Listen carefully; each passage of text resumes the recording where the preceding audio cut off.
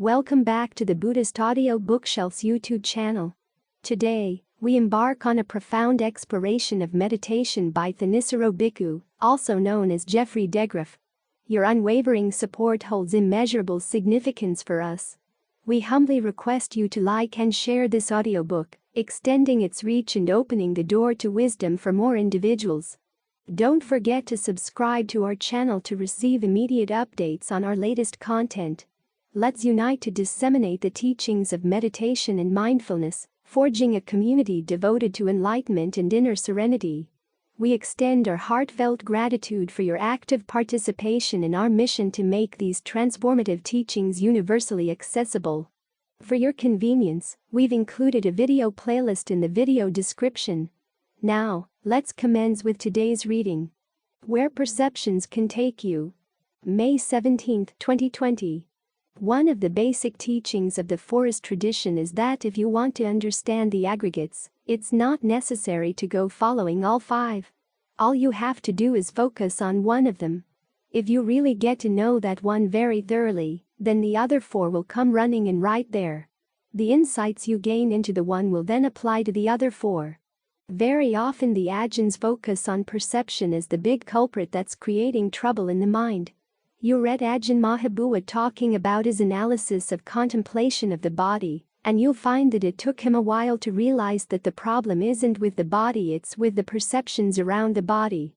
There are times when you want to perceive it as attractive, and other times you want to perceive it as unattractive.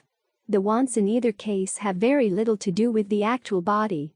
It's more your desire, and the desire shows up in the perception. Ajahn Chah talks about how he got started on really understanding what discernment was all about when he began to realize how arbitrary perceptions can be and how useful it was to call them into question. There's a passage in the canon where Ananda comes to see Sariputta and asks him, "Why is it that some people gain liberation and others don't?" Sariputta replies, "It's because they don't understand perception. There are four kinds, and they don't see their perceptions in light of these four. So it's useful to know what the four kinds are, and how we should deal with them." Sariputta said basically that there are perceptions that lead to decline, perceptions that lead to stability, perceptions that lead to distinction, and perceptions that lead to penetration. This list aims at getting you to look at perceptions not just in terms of what they tell you about things around you, saying, "Well, this is just the way I perceive things," or "this means this." Instead, you ask yourself, if I perceive things in this way, where's it going to take me? You realize, if the way you perceive things is pulling you down, causing you to behave in unskillful ways, you've got to abandon it. As for the more skillful perceptions, you learn how to develop them, and then you realize that there are levels of skill you have to master. So you start by looking out for the perceptions that lead to decline. These basically have to do with the perceptions around wrong resolve. Perceptions of sensuality, in other words, seeing something as really worthy of sensual desire, perceptions of ill will, seeing a person as really deserving to suffer, and perceptions of harmfulness, basically saying, "I don't have to be responsible for this person. I don't have to be careful around this person. This person doesn't matter. I can mistreat him as I want." Those perceptions pull you down because you're going to act in unskillful ways based on them, so you have to do your best to counteract them. You counteract the perception of sensuality, of course, with contemplation of the body. Or if you have sensual desire for an object, contemplate the drawbacks of trying to acquire that object and holding on to it, and how much you're a slave to things if you let greed take charge of your mind. The perception of ill will you counteract with the perception of goodwill, but also with perceptions of gratitude, realizing that we're in debt to one another. Or at the very least, use the perception that other people love themselves just as much as you do. If your happiness depends on their suffering, they're not going to stand for it. And remember, even in line with the principle of karma, the Buddha never said that anyone deserved to suffer.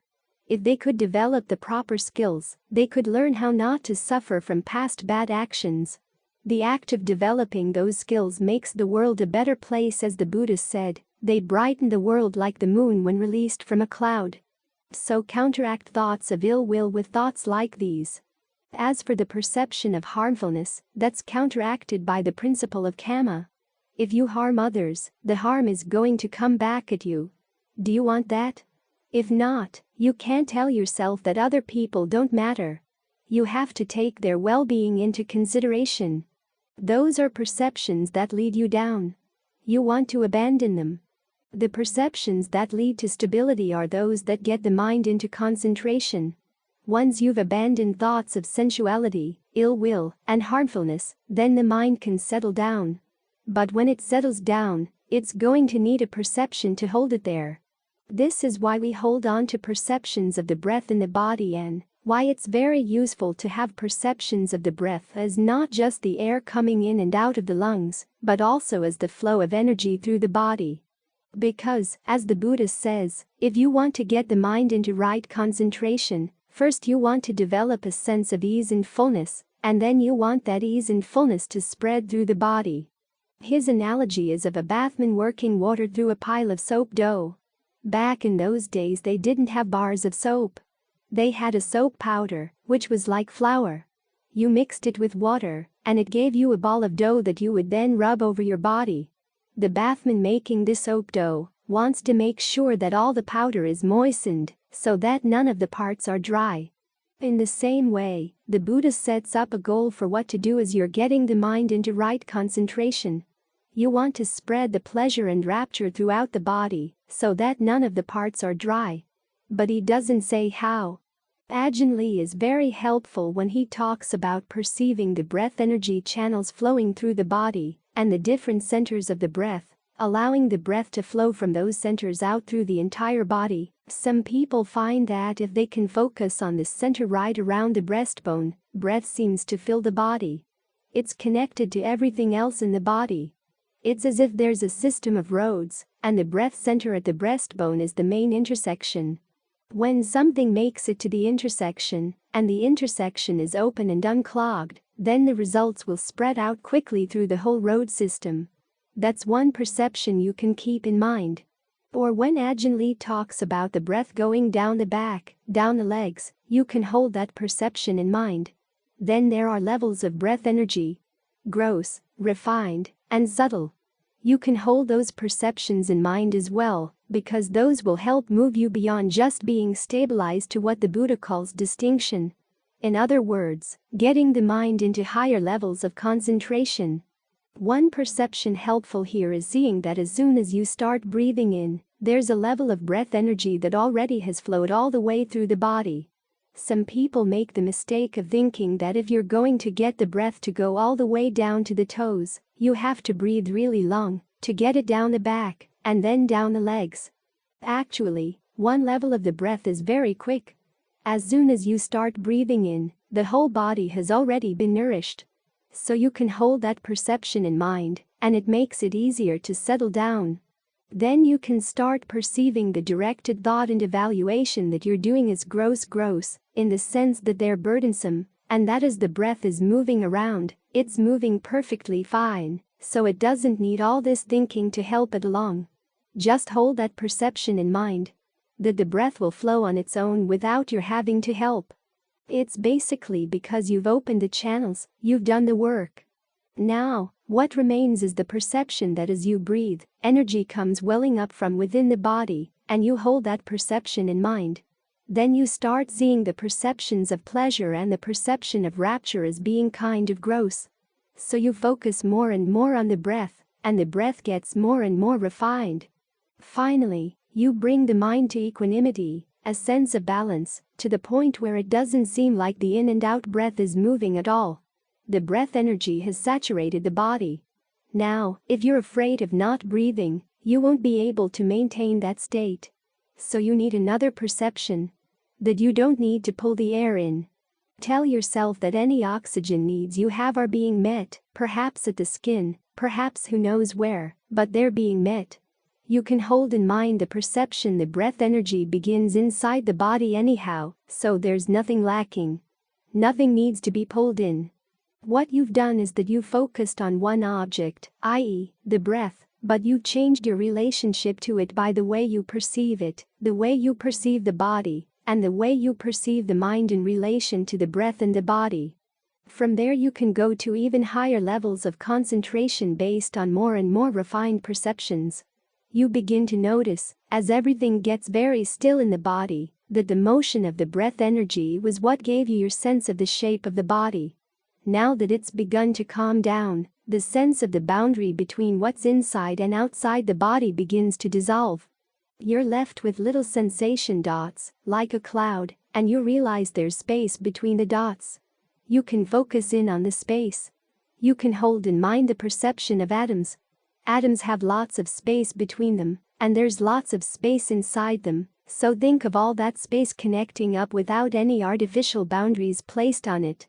That perception can get you into the infinitude of space, and you can hold that. You begin to perceive that the space that you're focused on extends through everything. It extends through the altar table, extends through the Buddha image, extends through the walls of the sala, the floor and the ceiling of the sala, the roof, the ground beneath you. Out beyond till you can't even see where the boundary is. You can hold that perception in mind. Then there's the question of what it is that's knowing these things. There's an awareness. You can focus on the awareness encompassing the space. Hold that perception in mind. You begin to realize there's a oneness to that perception. Well, drop the perception of the oneness. That's followed by another perception. Nothingness. You can work your way up through the different levels of concentration to the dimension of nothingness by changing the perception. In this case, you're changing the object of the perception space, awareness, nothingness, but the relationship is the same. Just holding on to the perception with a sense of equanimity, along with steady alertness and mindfulness. Those are the perceptions that lead to distinction. The perceptions that lead to penetration, of course, are the perceptions having to do with seeing all things as fabricated and unworthy of attachment. You see that there's an intentional element that goes into everything you've experienced. You also realize that everything fabricated through that intentional element is going to end. To induce dispassion toward fabrications, the Buddha sometimes talks in terms of the three perceptions of inconstancy, stress, not self. Sometimes he gives lists of 10 or 11 perceptions. The undesirability of any world is one of them. The desirability of cessation, the desirability of dispassion. These can all get the mind to the point where it realizes that it's been able to fabricate things based on perception, even at states of concentration, but these things are going to fall apart, so they can't be the ultimate goal. After all, we're conducting the noble search here. We're looking for something that doesn't die. Our perceptions die, fabrications die, the pleasure they create is going to die. One of the images in the canon is of a tree. If the tree falls down and decays, can you say that its shadow is going to stay the same that it was originally? Well, no, of course not. The shadow follows the tree. In the same way, whatever pleasure you get out of these perceptions is eventually going to follow the perceptions in falling away. That's when the mind gets inclined to what might be unfabricated. Those are the perceptions that lead to penetration. That lead you finally to release. With release, you let them go, too. After all, they are aggregates. You've used them, you've taken the aggregates and turned them into a path, but the important thing to realize about all aggregates is that they're made for a purpose. That's what the Buddha means when he says they're fabricated. Everything fabricated has a purpose. Our problem is that our purposes run at cross purposes. They're all pretty chaotic. We just sit there with these conflicting fabrications we've made, and we think, well, that's just the way I am. We forget we created them to begin with, and we had a purpose at some point. So now we learn how to fabricate these things with a clear, coherent purpose, and a clear sense of where these different aggregates are going to take us, because the present moment doesn't just sit in the present moment, it leans into the future. It, too, is for the sake of something. Only when we get outside of space and time entirely will you be free from the need to think about for the sake of anything anymore. When something comes up in the mind, perception, feeling, thought construct, ask yourself, what is this for? Where does this lead? Have a clear idea that it can lead in these different directions. Either it can pull you down, or it can stabilize the mind, or it can lead the mind to even more distinctive levels of being stable, or it can take you to penetration. And on through penetration to release. These are the potentials of these mental labels and images that we hold in mind. So learn how to appreciate that they really do make a difference, that they really do take you someplace, and do your best to fashion them in a way that takes you where you really want to go. The Cool Fire of Jhana. December 22, 2020. When the Buddha told the monks to go meditate, he used the verb jayati, which means to do jhana. But the same verb also means to burn. Pali has lots of verbs for burning, and this is a verb that means to burn with a steady flame. Ordinarily, our minds burn like bonfires. The flames lick here, flicker there, flame up, and then die down, flame up again. If you tried to read by a bonfire, it would be really hard because the light's flickering too much, which is why you have to change the way it burns. You want the fire to still be burning, but steadily. Jayati is the verb they use for a steady flame, like the flame of an oil lamp. That's something you can read by. When you think about meditating, think about what's involved in starting a fire, getting it going and putting it to use. Remember those 3 stages that Ajahn Fuang talked about in the meditation. First, you have to get the mind to settle down. Once it's there, you have to maintain it. And then you have to put it to use. These are 3 separate skills. When you're getting it to settle down, you have to really protect it because it's like a fire that's weak. Think about a person trying to start a fire on a windy day. You have a tiny little match.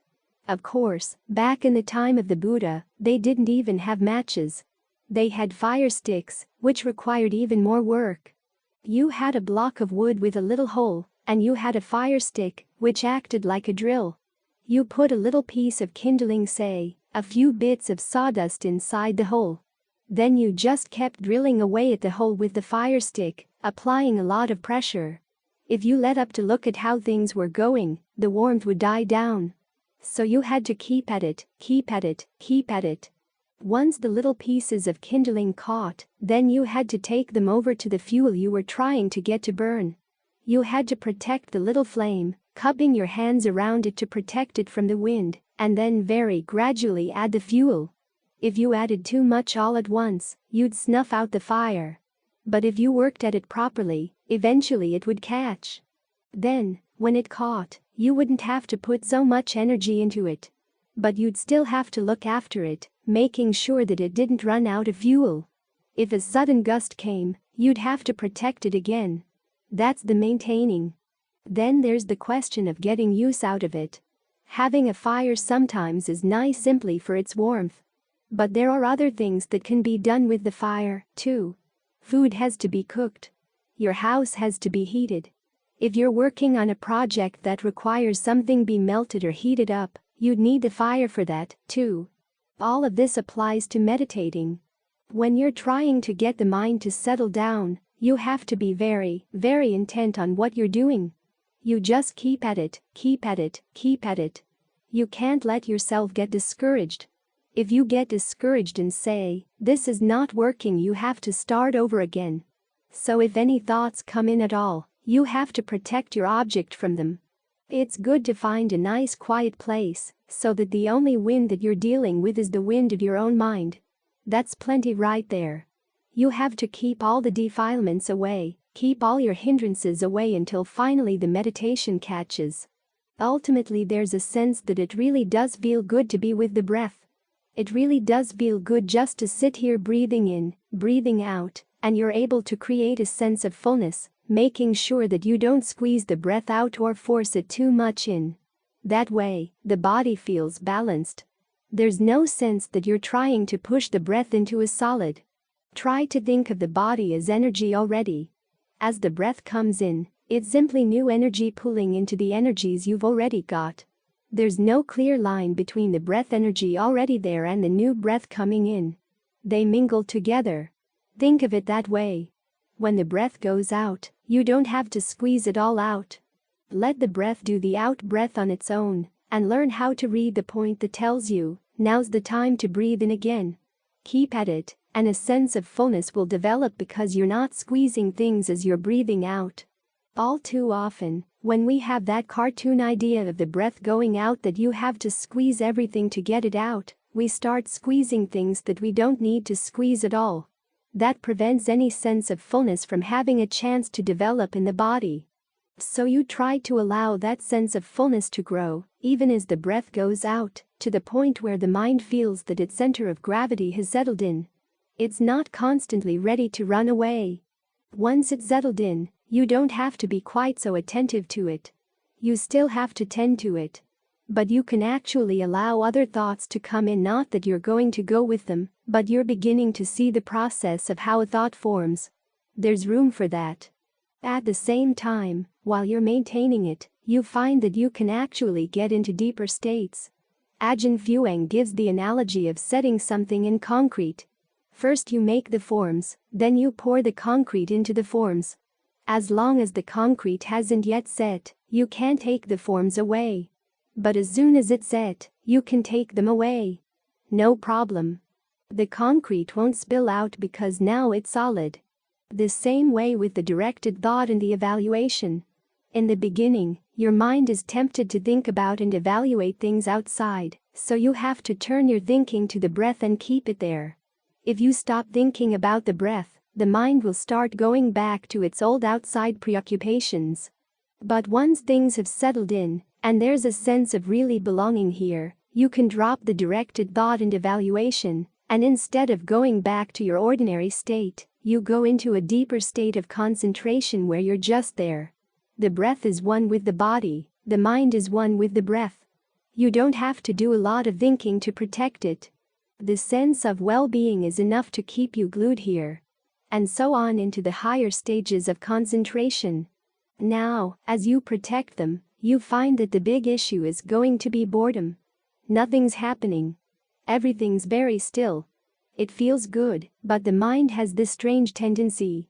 Once you've given it something really pleasant like this, it decides, okay, now I want something else. This is where you have to deal with the thoughts that would pull you away by saying, enough of this. You say, no, it's not enough. I really want to master this skill. I want to see how deep it can go. As for the thoughts that are bored, you have to question them. Are you really bored, or is there something that's going to come up in the meditation that you're afraid to see? Because that can happen, too, sometimes. The mind has its subterfuges. You have to watch out for them. It's here that you really get to know your mind really well, the different arguments it'll bring for thinking about something else, saying, enough of this. And you say, no, not enough. I'm going to stay here because the longer you stay, the more you're going to see. Now, in simply getting the mind to stay here, you're getting some benefit from the concentration already. That's one of the uses, the sense of well-being, and there's also the opportunity to observe your defilements, to see more deeply into them. You see more and more clearly where their allure is.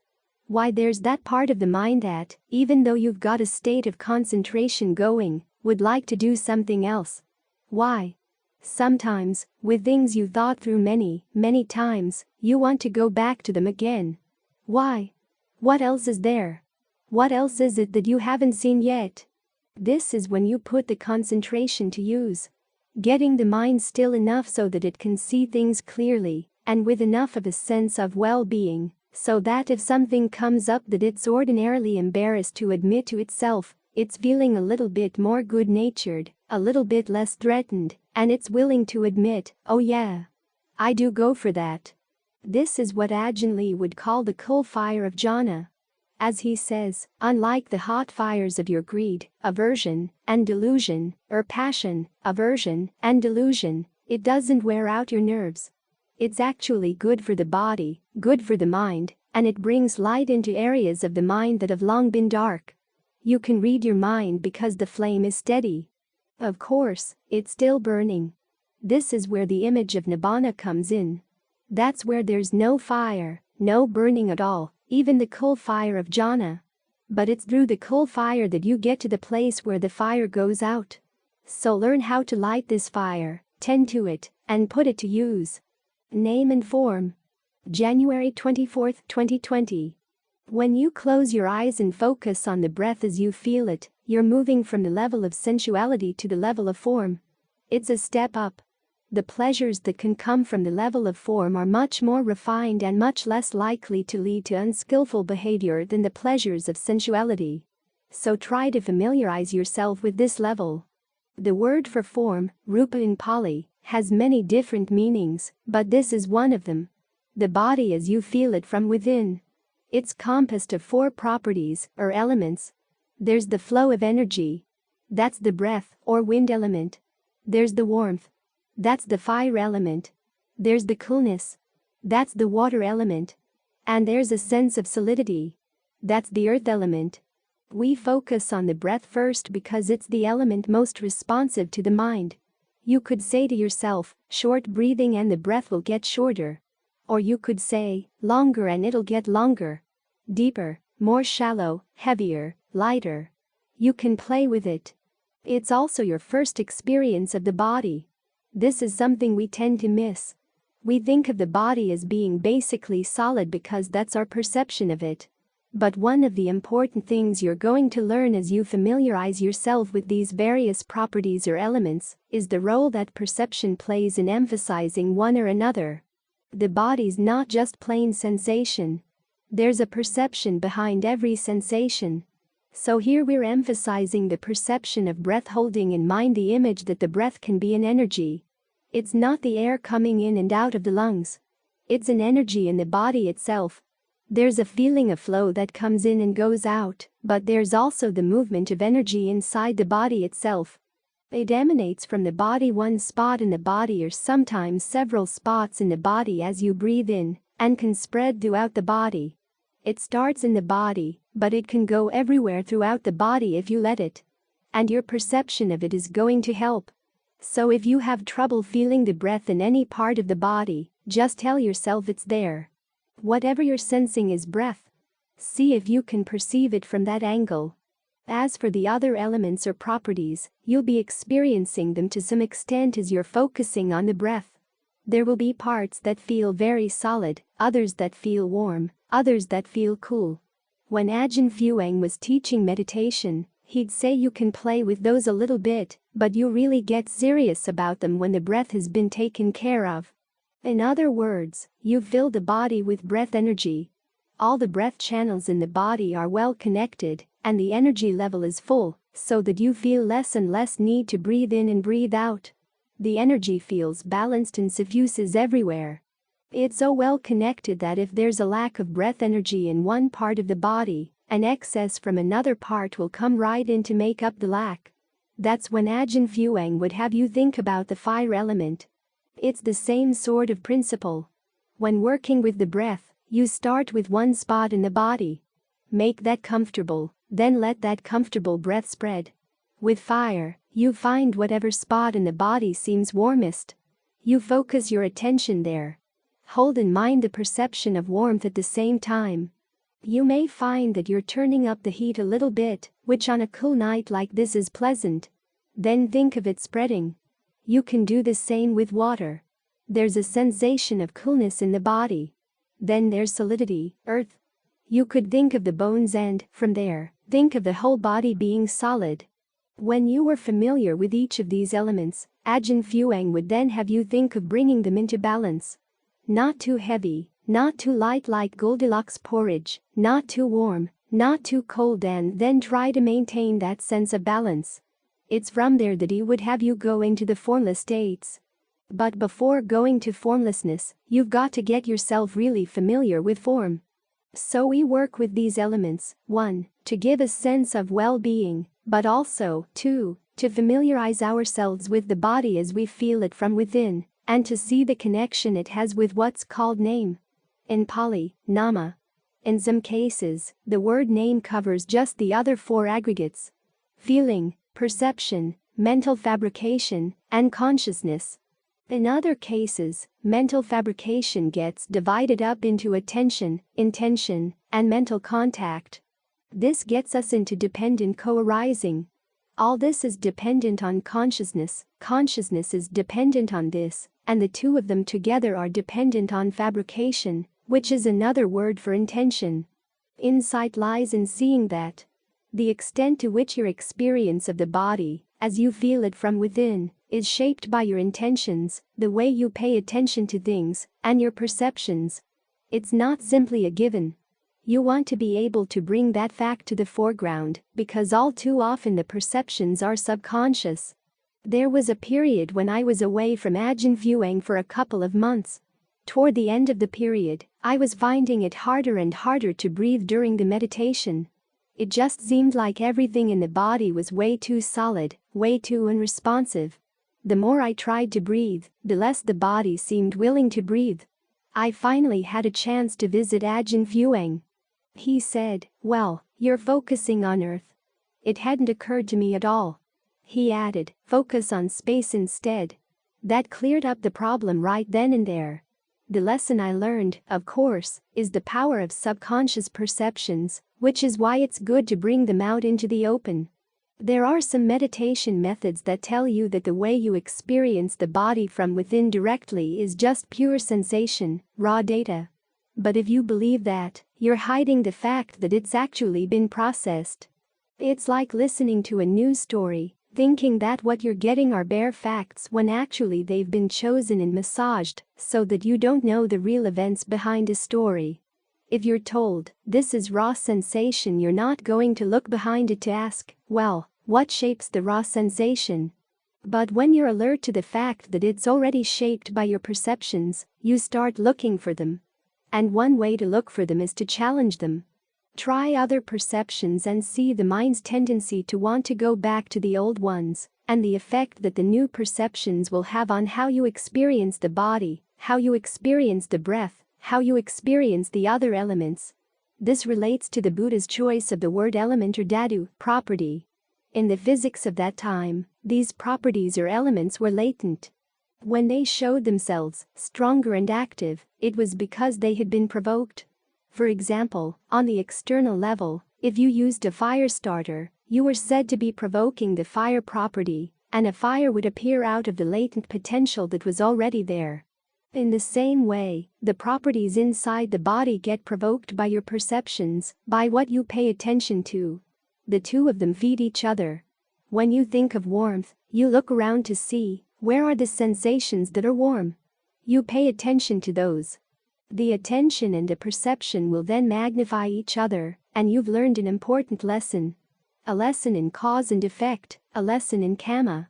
Those are the two principles that you always have to keep in mind when you're listening to any of the Buddha's teachings. When you read about mindfulness, how does mindfulness relate to karma? How does it relate to causality? When you read about goodwill, how does it relate to karma and causality? It's only when you see these things in the light of karma and causality that you'll understand the proper uses of these teachings. And it's the same with name and form. Name is the active side. Form is the more passive side. You want to see how they relate to karma, how your mental activities, your perceptions, your acts of attention, your acts of intention shape the way you experience the body. It is possible to have name without form, but it's not possible to have an experience of form without name. There are formless beings, and although there is form without mental activities, say, the form of dead people, there's no experience of that form from within, because the naming activities have gone. So we're here focusing on the breath because we want to learn about the mind.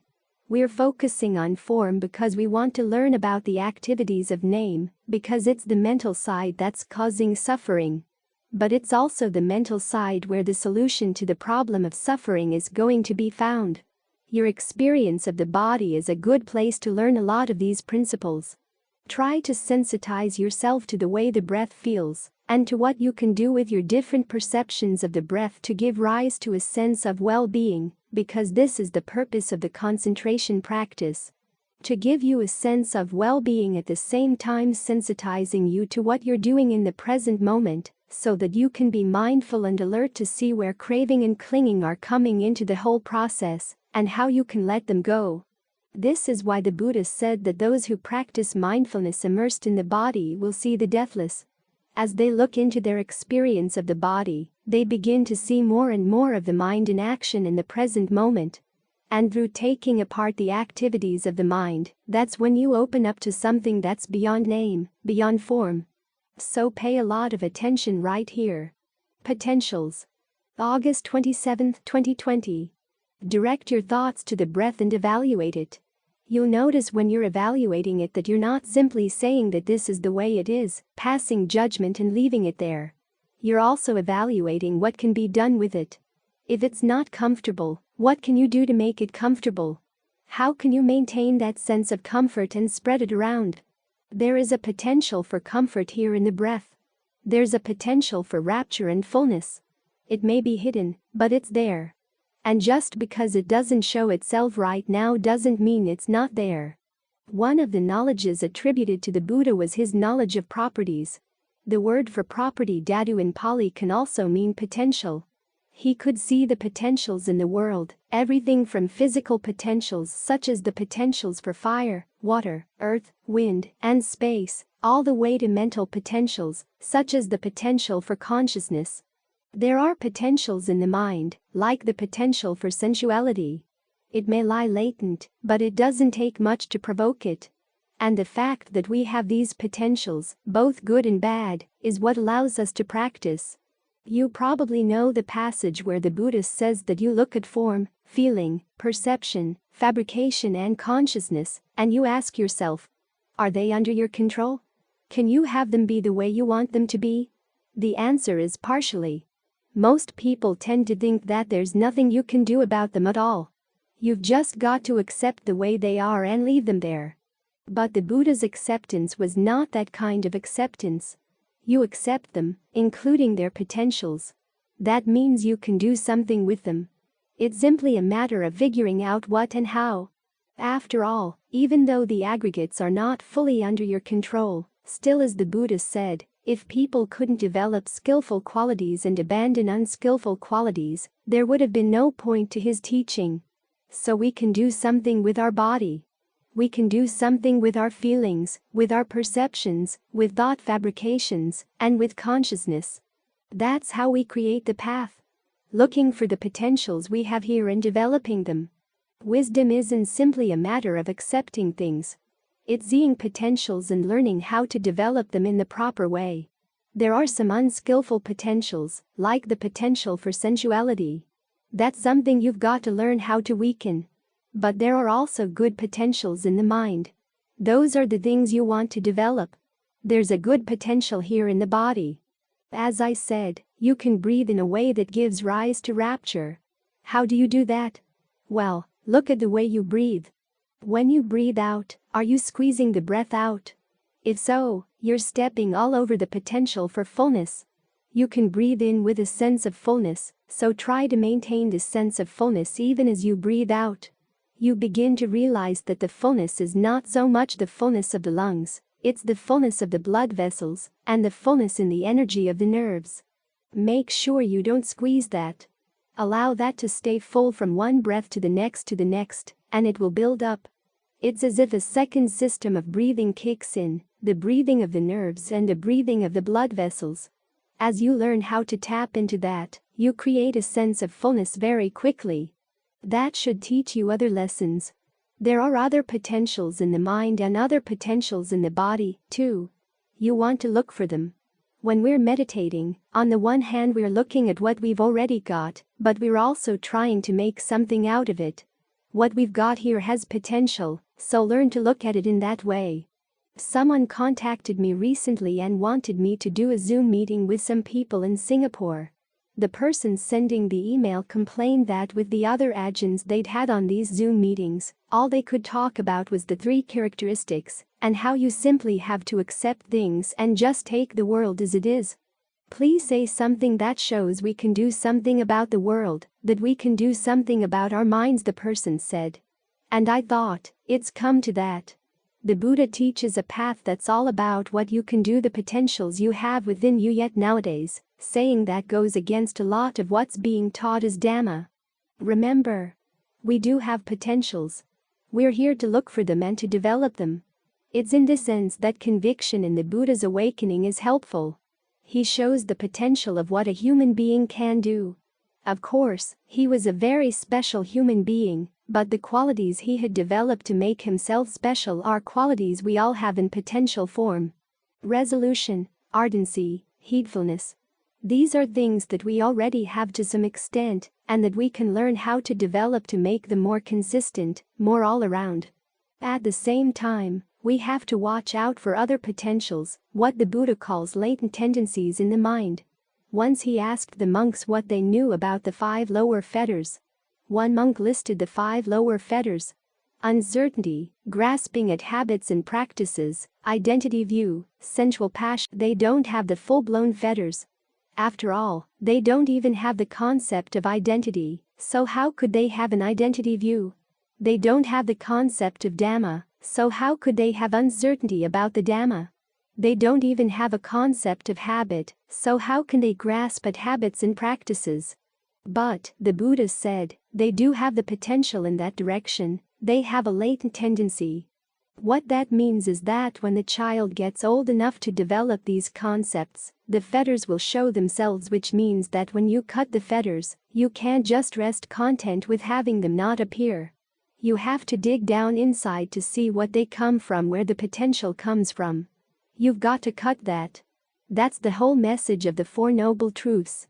If you're going to get rid of something unskillful, you've got to find the cause, the potential that gives rise to it, and put a stop to the cause. Only then can you be safe from it. But there are also good potentials. We read about the Buddha seeing that certain people had developed their minds to the point where they were ready for just one Dhamma talk, and that's all they needed. The potential was there. The Buddha could see those potentials, too, as when he taught Rahula, and Rahula gained awakening. So the Buddha saw the world as potentials, which is why he was able to make something good out of the world. He established the religion, established the Dhamma and the Vinaya to make it available to people, so that they, too, could put an end to suffering. So as you sit here and meditate, ask yourself, what are the potentials here? There'll be some bad ones, but there will also be some good ones. Why stew around in the bad ones? Why encourage them? The word they use in Pali is provoke. Why provoke them? Provoke the good ones, starting with something as simple as the breath. The way you breathe can have a huge impact on how you experience the body.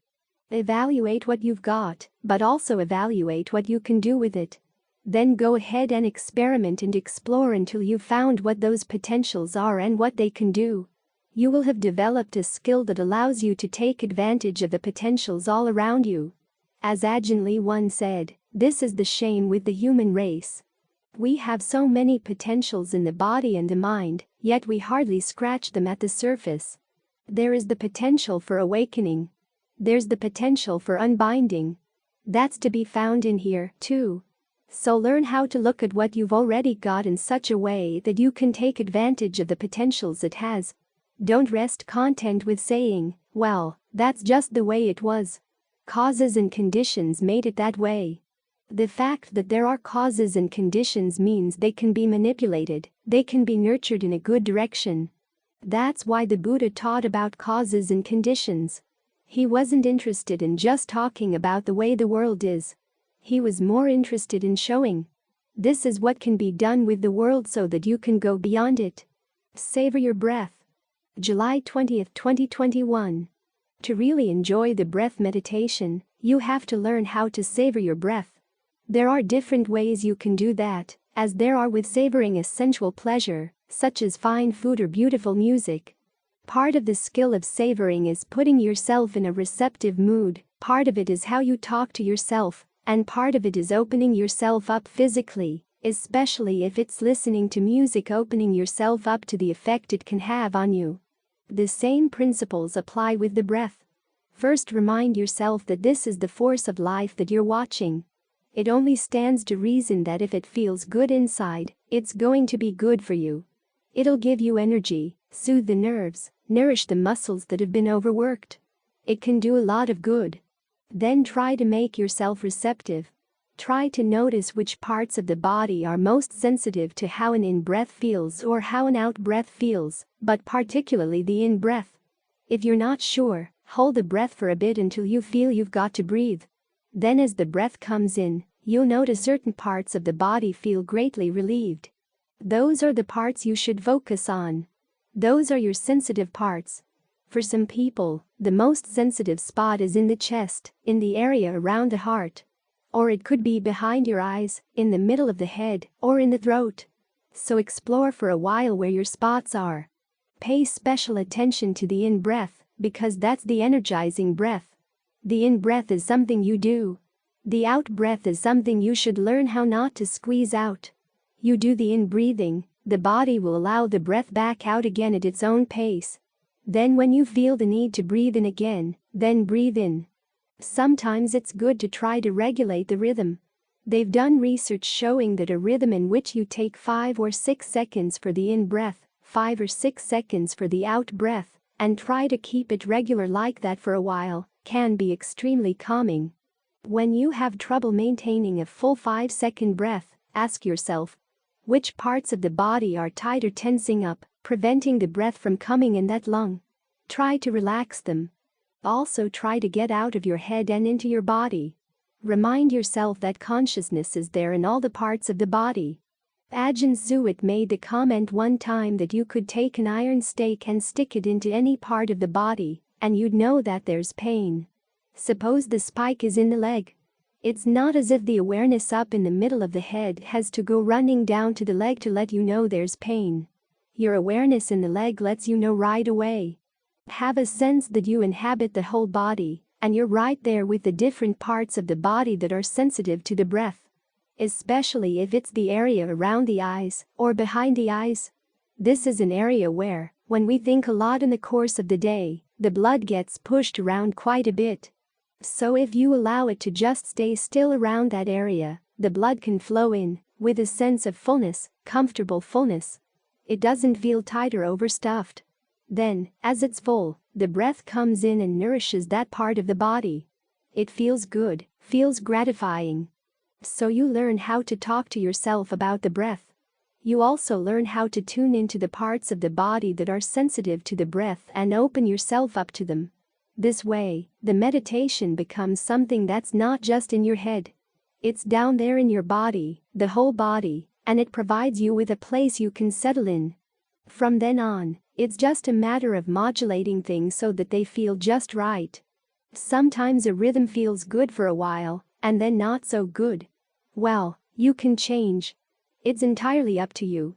This is one of the areas of meditation where your preferences actually play a large role. What kind of breathing do you like? Do you like long breathing, short breathing, fast, slow, heavy, light, deep, shallow? There are lots of variations. And you can think of the breath energy doing different things in the body.